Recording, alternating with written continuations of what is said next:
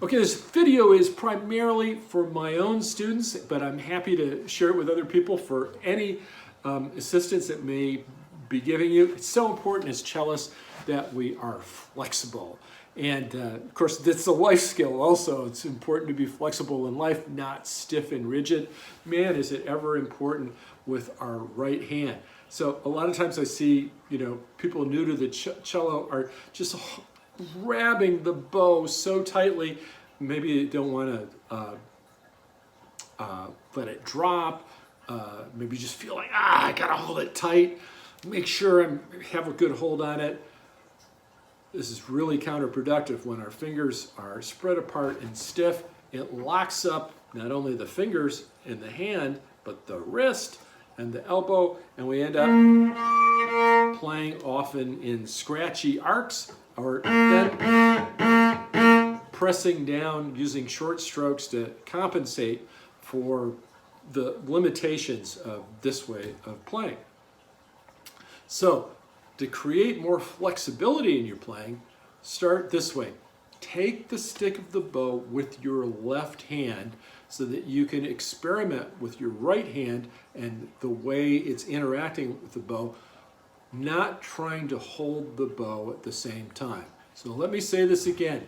When you're experimenting, when you're working on how your right hand is interacting with the bow, hold the stick of the bow with your left hand, keeping your fingers off of the hair so that you have the freedom to move around. So that's number one, holding the stick with the left hand. Number two, shake out your fingers so that they're just dangling down from your hand. I call that the dangling distance. And by letting the fingers just dangle down, you find out what their naturally occurring amount of separation or closeness is. It's a little bit different for everybody's hand. You need to hold the bow like you hold the bow, not exactly like anybody else. So you let the fingers dangle and then just put the bow in there. I'm still holding the bow with my left hand and I'm feeling this wonderful sensation of flexibility with my right hand. And I can just let the fingers rest on there. I can bend them. I can feel them be kind of squishy this way, which is really wonderful. I'm going to switch hands. I'm not used to playing with my left hand on the bow, so now I'm holding the bow with the right hand. Same thing. Let my fingers dangle, put the bow into there, and just feel them on the bow. Now, I got more trained flexibility with my right hand, but I'm still able to do some of this with my left hand. So over time, I've been playing the cello for over 50 years.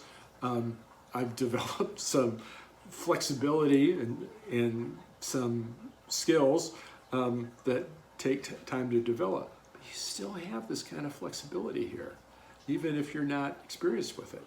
Okay. Back to having the bow in the right hand. Where do I put my hand on here? Throughout the history of bowing, sometimes people held the bow higher on the stick. Nowadays, we have the hand partially on the frog, partially in front of the frog. One of my teachers taught me a very simple way of orienting the hand, which is to put the tip of your second finger so that it's touching the hair and the metal piece or the ferrule. And then you just let the fingers drape there. One of the things that's important, it's just the tip of the tip that's on the hair and your right edge of the finger that's on the metal piece here. And then with the fingers just draped onto the bow, that index finger is probably going to fall in the middle section of the finger on top of the stick. Your pinky is going to be about where the dot is.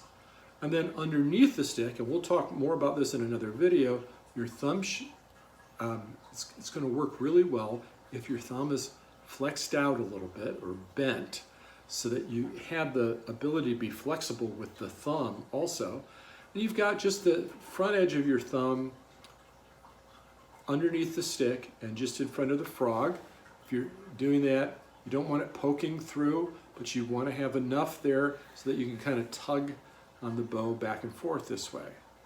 So you can start out also by having that bent thumb just in front of the frog, a little bit under the stick, then let the fingers drape over, second finger on the hair in the metal piece, and then feel that flexibility. I've done all this holding the bow with my left hand. This is so important when you're learning or relearning or learning another way of holding the bow.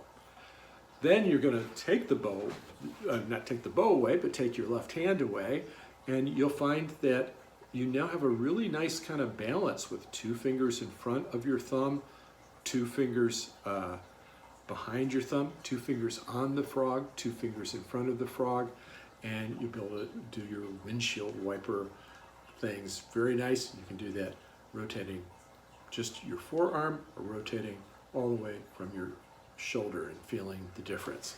Okay, if you're one of my students, be sure that you're going through all this. If you're not one of my students, I hope this was useful to you. Having flexible right fingers is just essential in any school of cello technique that I'm aware of.